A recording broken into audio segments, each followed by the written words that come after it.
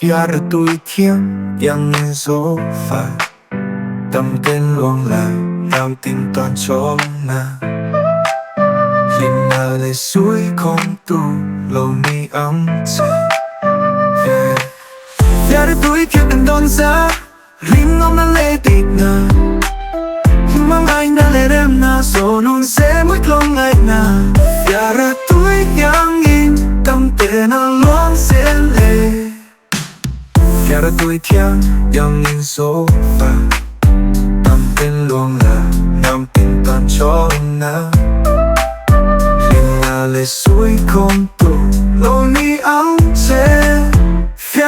tuổi thiêng đừng đón giá linh ông na lệ tịt na mang anh na lệ đêm na dù nụ sự mỏi có mai na phía tuổi thiêng in tâm tên na luồng sẽ lệ tây lệ háo xa ang khát tình cảm đón ra phía tuổi thiêng tâm tên luồng sẽ ấm chê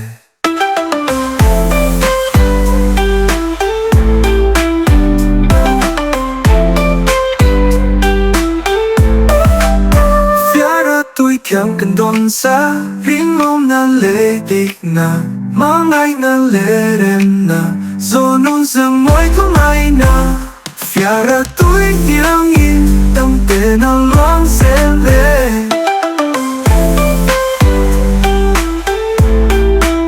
dù nôn dương môi có mai na